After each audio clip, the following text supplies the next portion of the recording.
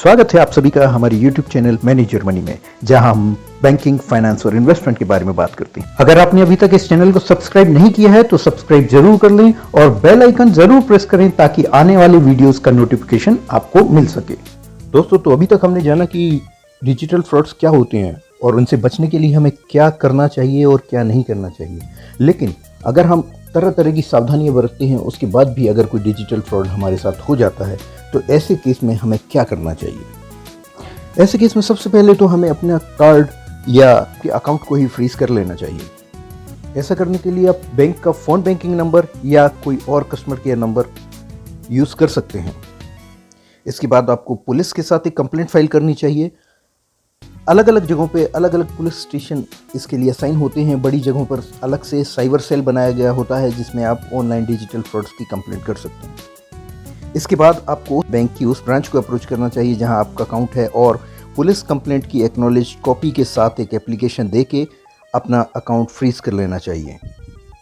अब आपके इस एप्लीकेशन के बेस पर बैंक आगे कार्रवाई करता है और कोशिश करता है कि अगर आपका पैसा रिकवर हो सकता है तो अलग अलग यूपीआई पेमेंट कंपनी या दूसरे बैंक में अकाउंट्स में कम्युनिकेशन करता है। बैंक में कंप्लेंट करने के साथ साथ अगर यह फ्रॉड यूपीआई वॉलेट से हुआ है तो आपको कोशिश करनी चाहिए कि यूपीआई वॉलेट कंपनी को भी आप इन्फॉर्म कर दें। और अगर किसी तरह से यह पता लग जाता है कि यूपीआई फ्रॉड करने वाले का अकाउंट किस बैंक में है तो आप उस बैंक को भी इस इंसिडेंट के बारे में इंटीमेट कर सकते हैं, या आप अपने बैंक को दूसरे पेई के बैंक के बारे में इन्फॉर्म कर सकते हैं ताकि बैंक अपने लेवल पर उस बैंक से कम्युनिकेशन कर सकता है। आपको बस यह ध्यान रखना है कि आपको जल्दी से जल्दी आपके साथ जब भी फ्रॉड हुआ है कोशिश करनी है कि 24 घंटे के अंदर आप उस फैसिलिटी को ब्लॉक कर दें। उसके बाद ज़्यादा से ज़्यादा 3 दिन के अंदर आप बैंक को इंटीमेट कर दें ताकि आपके इंटरेस्ट को सेफगार्ड किया जा सके। इसके बाद हम आरबीआई के उन रूल्स को जान लेते हैं जिसके अंदर की लायबिलिटी डिसाइड होती है। किसी भी फ्रॉड के होने पर आप उसके लिए जिम्मेदार हैं या बैंक आपको कुछ आपका लॉस कंपनसेट करता है। तो इस केस में सबसे पहली ज़रूरी चीज़ यह है कि आपने किसी तरह की कॉन्फिडेंशियल इंफॉर्मेशन शेयर नहीं की हो।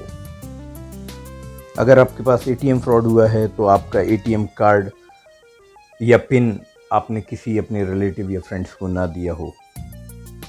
आपने किसी साइट पर अपना एटीएम कार्ड का नंबर और पिन यूज़ ना किया हो। अगर आपने खुद अपनी कॉन्फिडेंशियल इंफॉर्मेशन किसी के साथ शेयर की है तो इस केस में फ्रॉड होने पर आपकी ही लायबिलिटी होती है।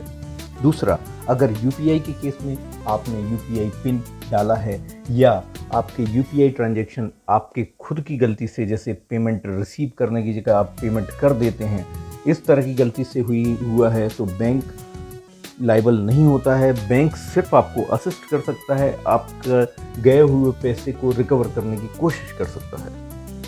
अगर आप किसी के कहने पर कोई लिंक को क्लिक करते हैं या कोई और सॉफ्टवेयर इंस्टॉल करते हैं अपने फ़ोन पर और उसके कारण कोई फ्रॉड होता है तो ऐसी केस में भी आपने अपनी पर्सनल इंफॉर्मेशन शेयर की है, इस तरह से माना जाएगा और लायबिलिटी आपकी ही होगी।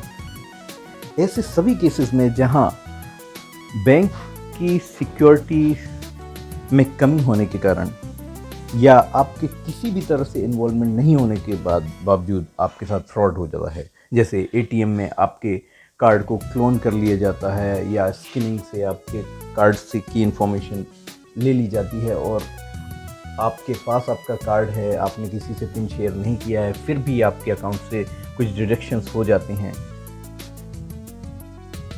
तो ऐसे केस में यह बैंक की लायबिलिटी होती है।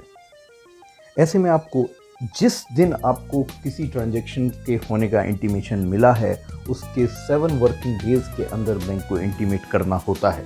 अगर आप इसको 7 वर्किंग डेज के बाद बैंक को इंटीमेशन देते हैं तो बैंक की कोई लायबिलिटी नहीं होती है। आप किसी सर्विस को अगर बैंक के थ्रू ब्लॉक कर देते हैं उसके बाद भी, या आप किसी इंसिडेंट का इंफॉर्मेशन बैंक के पास सबमिट कर देते हैं उसके बाद अगर किसी तरह का भी फ्रॉड आपके अकाउंट में होता है तो उसके लिए बैंक लायबल होता है। लेकिन इसके लिए आपके पास आपकी कंप्लेंट का एक्नॉलेजमेंट होना बहुत ज़रूरी है। आपकी कंप्लेंट मिलने पर बैंक अपनी तरफ से इस कंप्लेंट का इन्वेस्टिगेशन करता है और अपने रिकॉर्ड से यह पता करता है कि इस फ्रॉड के लिए बैंक का सिक्योरिटी सिस्टम या कस्टमर की कोई गलती जिम्मेदार है। अगर बैंक पाता है कि यह फ्रॉड उसके सिक्योरिटी सिस्टम में किसी खामी के कारण हुआ है तो वह पूरा पैसा रिफ़ंड कर देता है। अगर कस्टमर को लगता है कि यह फ्रॉड उसकी किसी गलती के कारण नहीं हुआ है तो वह इसके लिए आर्बिट्रेशन रेज़ कर सकता है और उसके बाद बैंकिंग ओम्बड्समैन में भी जा सकता है, जिस पर आरबीआई अपना निर्णय लेता है और डिसाइड करता है कि डिजिटल फ्रॉड के लिए बैंक या कस्टमर में से कौन रिस्पॉन्सिबल है। तो दोस्तों, मुझे लगता है इस वीडियो के पार्ट 1 और पार्ट 2 को देखने के बाद आपको डिजिटल फ्रॉड्स के बारे में अच्छी खासी जानकारी हो गई होगी। इसी तरह की और जानकारियों के लिए इस चैनल को सब्सक्राइब ज़रूर करें और बेल आइकन प्रेस करें ताकि आने वाले वीडियोस की नोटिफिकेशन आपको मिलती रहे।